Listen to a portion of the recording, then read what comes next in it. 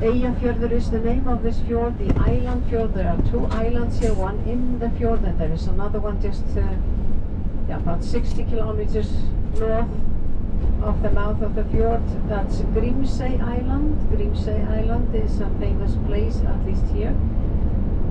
Grímsey Island, the Arctic Circle crosses over that island, and you can either take the ferry, this is a day trip, take the ferry, or you can fly there. And in the summer it's a lot of puffins there, so people do this on these cruise ships. They spend the day on this rather than what we are going to do here today. And they get certificates from the authorities in Grímsey that they have crossed the Arctic Circle. So that's an interesting trip. But this is a day, this takes the whole day. So we have this, or Iceland is this close to the Arctic Circle, 60 kilometers north of the mouth of this fjord, or the northern coast of the island. And yeah, talking about the spas, we have forest spas simply because the hot water was streaming from the side of the walls of this mountain was so much and so warm. And the Blue Lagoon, it's we sometimes talk about environmental we talk about the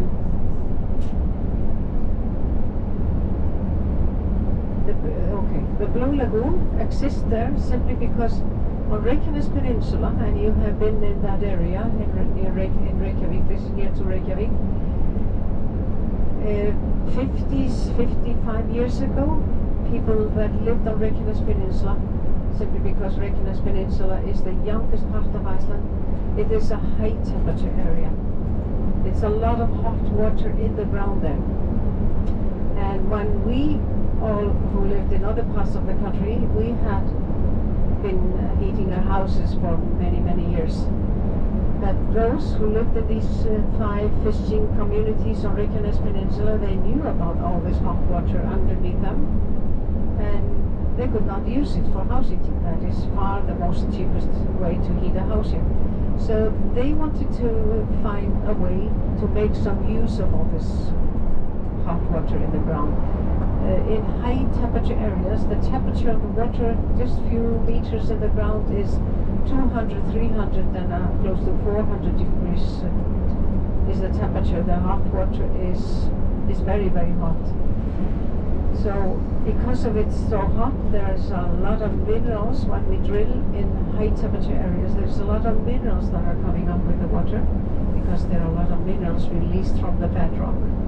And these minerals makes the water unfittable, not so good for house heating. These minerals, they simply damage the heating system in our homes. So it can end up, we could not use it for a long time for house heating. But what they did 55 years ago, they were drilling into the ground there on that peninsula 2 boreholes. One was for the hot water, the other for cold water, but then they used the mineral-rich thermal water to heat up the cold water, and after the cold water had been heated up, it was possible to pipe it in to the houses there in these fishing communities and heat them up that way. It is unfittable for direct house heating. But what they had then, all this water they had been used to heat up the cold water in their hands. What are we going to do with all this water here? And they simply pumped it into that big lava flow. Definitely they believed that the water would go into the ground. But they didn't, because of the minerals. The minerals filtered the bottom of the Blue Lagoon, or the lava field. The lava is actually normally always very open, very porous. The water goes so easily into the ground. But there's a lot of silica that sits on the bottom of the Blue Lagoon today, and so the water does not get into the ground. So this is the reason the Blue Lagoon is actually getting bigger. They are pumping some of it into the ocean there, and they use some minerals to make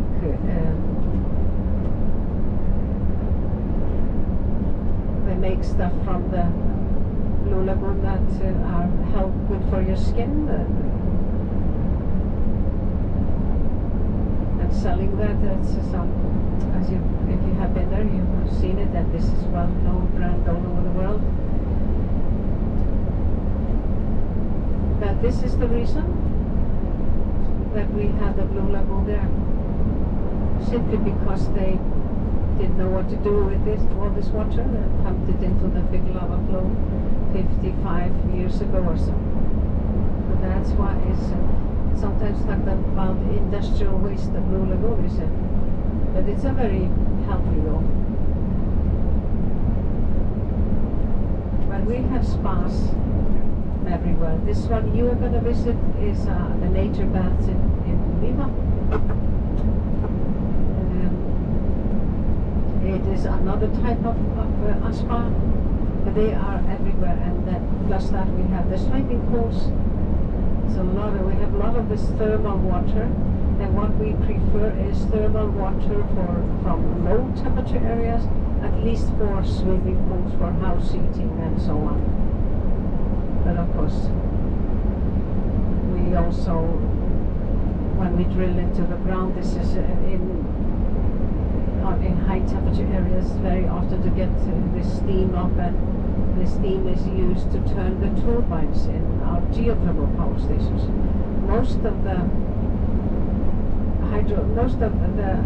electricity here in Iceland is coming from hydro stations. There are we harnessing our glacier rivers on the way to sea. And we have 7 big hydro stations here off in the highlands of Iceland. But we also have geothermal power stations. About 30% of electricity harnessed in Iceland is coming from geothermal power stations. And of course, you probably know a little bit about the geology here, know that Iceland is a part of 2 big continents, the North American and the Eurasian continent. There are 7 big continents on the Earth. It's a lot of microplates, but only 7 big ones. And 2 of these 7 biggest ones are meeting here in Iceland on the mid-Atlantic ridge. And the mid-Atlantic ridge is, almost all of it is below sea level, but here it comes up above sea level. And that gives us this good opportunity to see both the continents. And we are now on the North American continent. When we get to Mývatn area, to the spa there, you are going to be inside this Arctic belt, in that part that is between the 2 continents. And the east part of the country, that is belong to the Eurasian continent. And that continent is the biggest one in the world, and there lives over 70% of the world's population. We are not going to visit the Eurasian continent, but we are coming very close to it. And the mid-Atlantic ridge, this is a huge mountain ridge stretching from the North Pole pyramids to the South Pole and below sea level. But because Iceland is so volcanic active, it rises up above sea level and gives us this great opportunity to see both the continents, and sometimes at the same time. We have a viewpoint in the south part where you can stand and view over the rift and over to the other continent. And maybe some of you have already done that. This is one of the most popular tours that is offered in the south part, the Golden Circle tour.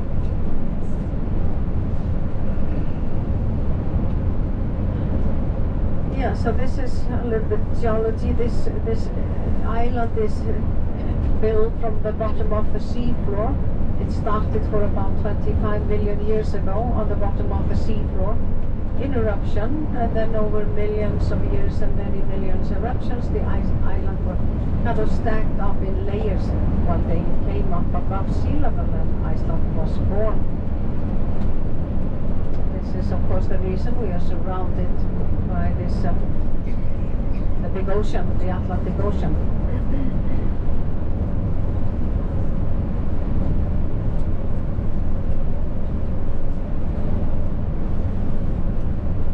Yeah, there was a little bit geology, but we're going to have our first stop. We're only having 2 stops here. Gullfoss waterfall, or the waterfall of the gods, and then the other one is the spa, and then from there straight back to Akureyri.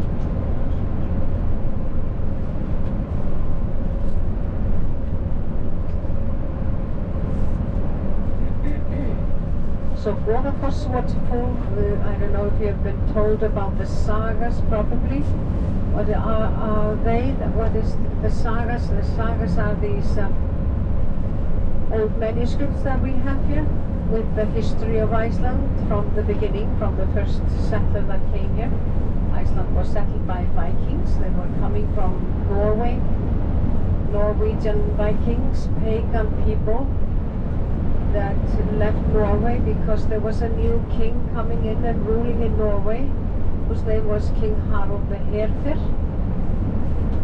He was the first king to unify Norway. Norway had been dealt into about 20 smaller districts, and there was a chieftain ruling in each and one of those districts.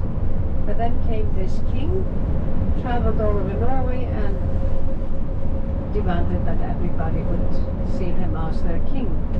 And a lot of people could not do that. They were pagan and they worshipped the old Nordic gods. This is definitely conflicts when Christianity is coming in the Scandinavian countries.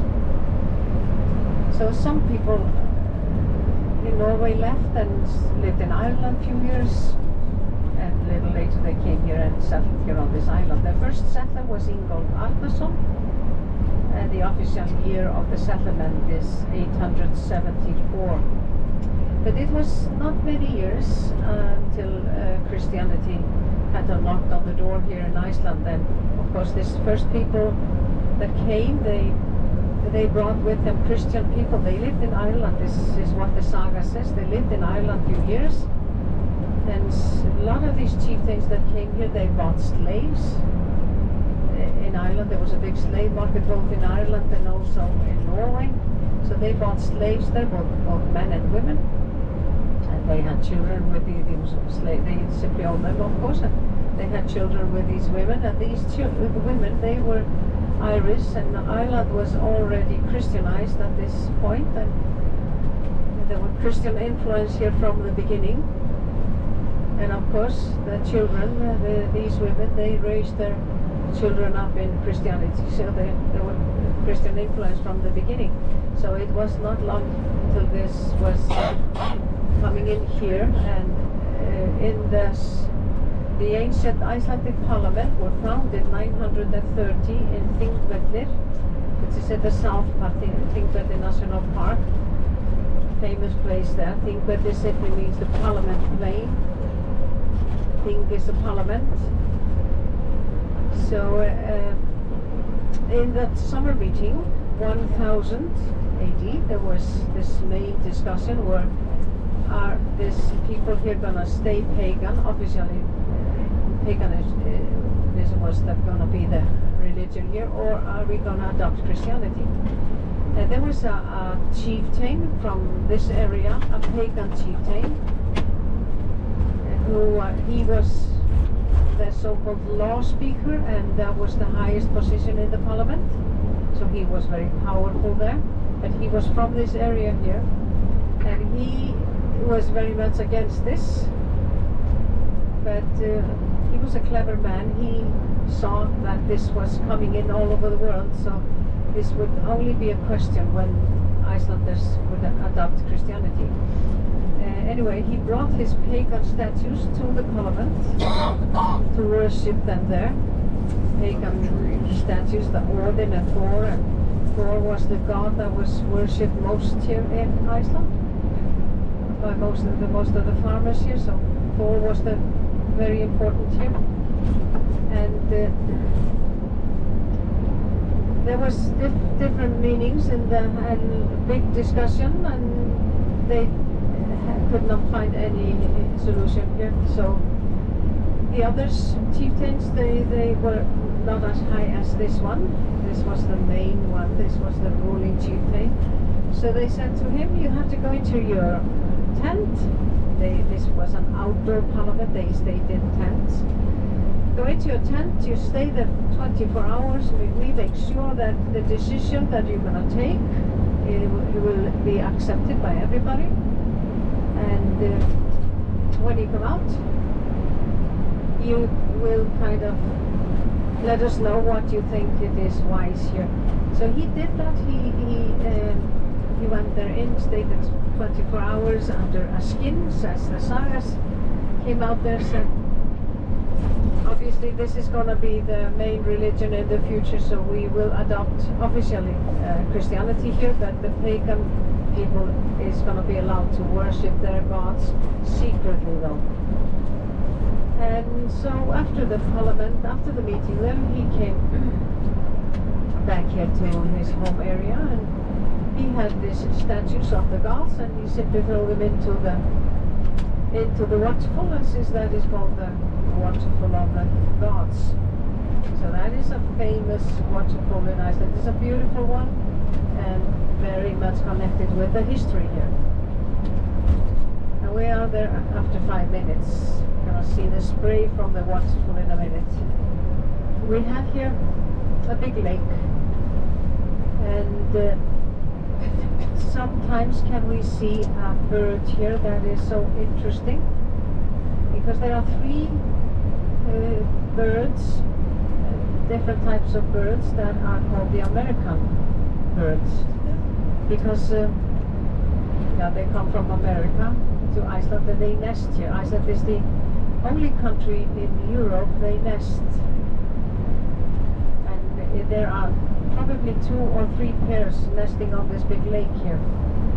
You never see many of them, and you don't see them very often, but I saw them here yesterday. This is a big bird, beautiful bird.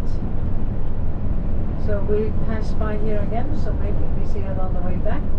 I cannot see any here on the lake. There are, like I said, 3 different types of birds that are called the American birds that nest in Iceland: the great northern diver, the harlequin duck, and the barrel goldeneye. And Lake Mývatn, the Mitch's Lake, we are heading there after this stop. We're gonna pass through there. On that lake can all these 3 American birds be seen, as well as a lot of other birds. So Lake Mývatn, the Mitch's Lake, is known for the rich bird life. But here, do you see the spray coming from the waterfall? On your right hand side, a little bit of it. It is actually more beautiful to view the waterfall on the way back, from top of the hill when we drive back. But we see the spray from here now. We're going to take you as close as we can where we drop you off. I will walk with you this path. It's paved and everything, so it's not too bad, but it's a little distant there. And the thing is that when you are walking, you have to walk back to the buses, and you don't see them from the viewpoint there or from the path. But you see the black houses, and this is important that you see. We're going to see them here in a minute. I'm going to show you where the buses are going to be parked. And you don't see them from the waterfall and when you walk up there. But the buses are going to be behind the black house. And we see that better here in a minute. We have a better view over that area, and I will explain this again.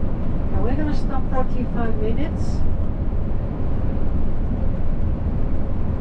This stop is going to be 45 minutes. There is in the black house is cafeteria, and there's a souvenir shop there, restrooms for you guys.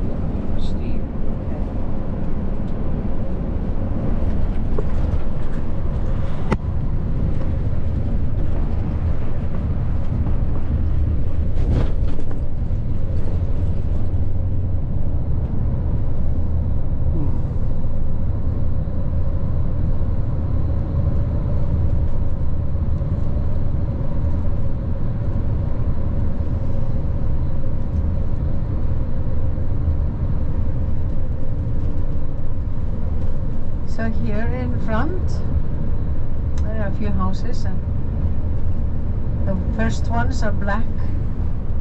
These are the ones that you're gonna see from the viewpoint, the waterfall viewpoint and the path, and the buses are gonna be behind them. We don't see the buses.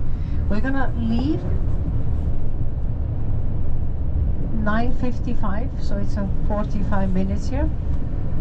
9:55 is the departure, and you see the people walking up there, and this is the other parking where we drop you off, and then there's our driver, Alexei. Oh, look at that. Move the bus to this parking here. Wow. Wow. This is not a parking for these small cars.